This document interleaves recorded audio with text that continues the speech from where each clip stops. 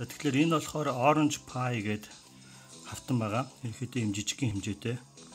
Тэгээд Америкийн гаргасан Pi гэдэг Raspberry Pi гэдэг төхөөрөмжийг энэ төхөөрөмжийг зөриөлгөж хийсэн жижигхэн хавтан 256 мегабайтын рамтай. Өөр төр H2 гэдэг ARM 7 CPU-тэй 1.2 GHz 4 цөмтэй quad-core процессортой ийм хавтан байгаа. Энэ хавтан өөр дээр wirelessтэй тэгээд энэ сүлжээний холболт нэг USB холболт. Тэгээ хамгийн айтайхан энэ аудио видео гаргалтын пинүүдтэй. Шаар нь бол дүрс тэгээд улаан цэнхэр нь бол дуу. Тэгээ харна газар гэж холбогдсон байж байгаа. Юм 26 пиний орлого гаралттай. GPIO гэж нэрлэдэг. Тэгээд USB тэжээлээр ажилладаг. Өөр дээр SD карт орох оролттой. Энэ оролтоор янз бүрийн програмчлалыг хийж болно. Тэгээ одоо юу танилцуулах гэж байна гэхээр одоогийн байдлаар энэ жижигхэн хавтан дээр энэ консолуудыг ажиллуулж байгааг харуулж байна. За тэгэхээр одоо бол энэ дээр би жишээ олоход биднээс юм багтаа тоглох туртайсан Contra гэдэг тоглоомыг ажиллуулж үзүүлье.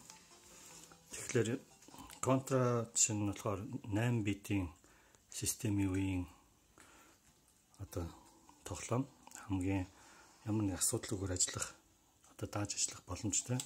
Тэгээд ийм жижигхэн удирдлагаар удирдах тоглож болж байгааг таахан харж байна. За тэгэнгүүтээ одоо би тааханд 8хан битийг яаж чаддаг юм байна.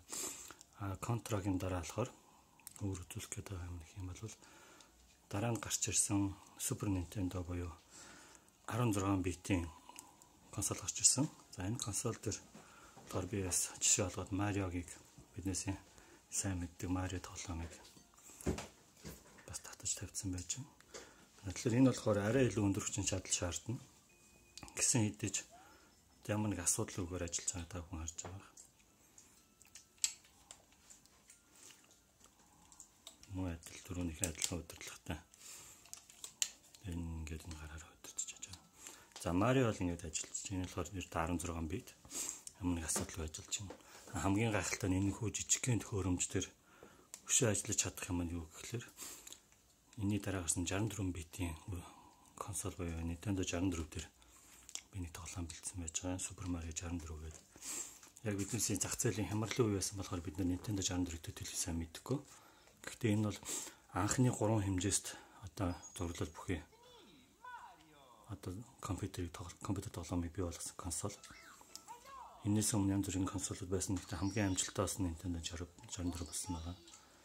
Тэгэхээр энэ бол ямар ч тав гэхээр OpenGL програмчлалын хэлбэрийг шаардаад ажилдаг 3 хэмжээстэй рендер хийж байгаа болохоор энэ жижигхэн төхөөрөмж маань мэдээж хэмжээний чадaltaй гэсэн үг юм аа. Ингээд энэ дээр газ эхлүүлэх арга байна байхгүй. Ер нь бол энэ зурглалаа рендерлж байгааг нарах юм бол ямар нэг гацаагүй асуудалгүй рендерлж ажиллаж байгааг харж болно. За ингээд старт хийж байна. Одоо бас нэг өөр энэ хүчин чадлыг баталж харуулж боломжтой юм гэх юм бол энэ юуны Linux төсвөлтийн систем рүү хөрвүүлсэн тоглоомод байдаг. Тэрний хамгийн том төлөөлөл буюу хүмүүсийн хамгийн сайн мэдэх тоглоом бол Doom гэдэг тоглоом байж байгаа. Doom-ыг баг мэдгүй хүн байхгүй байх. Энэ бас PC дээр анх удаа хийгдчихсэн 3 хэмжээст анхны тоглоом. За энэ бас ингээд удирдаад тоглож болж байна. За гэх мэтлэн энэ хөө хавтан маань маш өргөн боломжийг биднэрт нээж өгч байна. Маш жижигхэн хэмжээтэй. 256 рамтай ийм хавтан байна. Энэ дээр үсэх юм бол өөрөө төрөл бүрийн Linux төсвөлийн системүүд хангалттай суулгаж болно. Дээр нь програмчлалууд хийж болно. Тийм гоё боломжтой байна.